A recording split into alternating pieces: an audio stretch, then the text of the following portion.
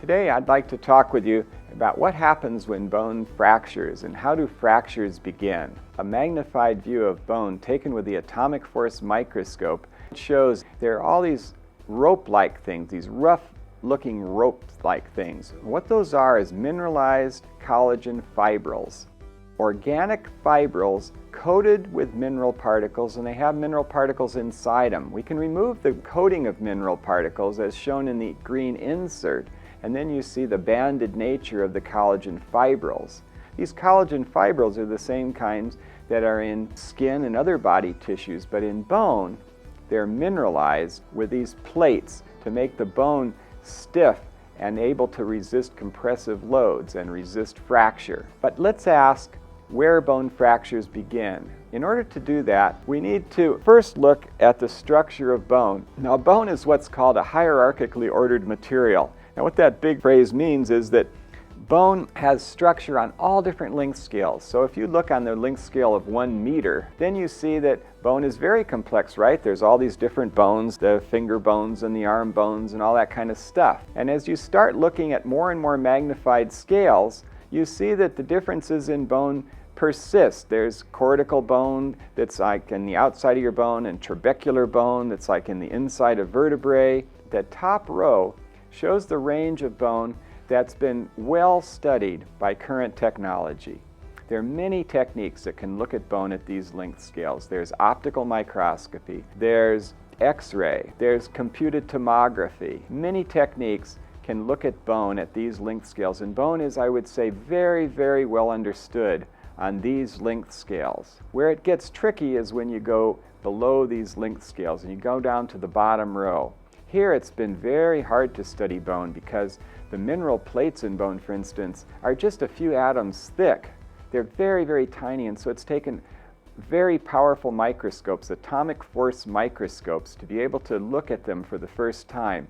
And what you see there at the 1 micron scale is a picture of these mineralized collagen fibrils. They're rounded fibrils coated with the mineral plates, and in between them there's something. And what is that? It's a liquid gel.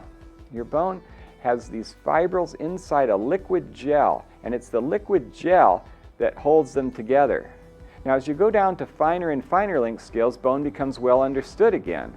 By the time you get down to the last one, down at the 1 nanometer scale, and you're looking at individual atoms and molecules in the bone, there are very good techniques involving biochemistry and X-ray diffraction and so on for studying bone down at those length scales. But it's this intermediate length scale, around 1 micron, that's been very difficult to study bone. And unfortunately, that turns out to be the most important region. If we ask where does bone fracture begin, that bone fracture begins with the separation of mineralized collagen fibrils. This is what happens. So you've got these mineralized collagen fibrils that are held together by this gel, and when the bone starts to fracture, these pull apart. That's the beginning of bone fracture, and inhibiting that is inhibiting bone fracture. So we ask, okay, bone fracture begins with these things separating. What stops them from separating in healthy bone? So the next slide asks that question. It's a Nature Materials cover in which we gave what we believed was the answer. The glue within our bones resists the separation of mineralized collagen fibrils. We have high magnification images showing these mineralized fibrils that have been pulled apart during bone fracture, and what you can see is these little filaments of glue running between them. Now, these are scanning electron microscope pictures for which the bone had to be dried, and so that aqueous gel has evaporated, and what's left is the remnants of it in the form of these glue filaments between the mineralized fibrils.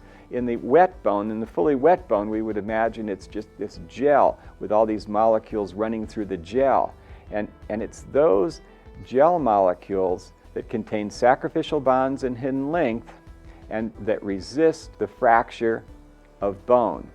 The glue within our bones appears to resist this separation of mineralized collagen fibrils. Mineralized collagen fibrils are held together by that glue, and as they get separated, in these very high magnification images, it was possible for the first time to see this glue, to see the remnants of that glue in the form of these filaments going between the mineralized collagen fibrils, holding this together. So bone is a very interesting composite, isn't it? We're used to composites like glass fibers in epoxy, or carbon fibers in epoxy, or glass fibers in some other polymers. These are the conventional fiber composites that we're used to. Bone is a very interesting one because the matrix that the fibers are in is a gel. It's very interesting. That's partly why bone is so supple and flexible and why bone can bend without breaking. But it's also an area that we can improve. How can we improve the properties of that gel? How can we inhibit the beginning of bone fracture by strengthening the glue? What can we do to strengthen that glue? What can we eat to strengthen the glue? What drugs can be taken? What exercises can we do?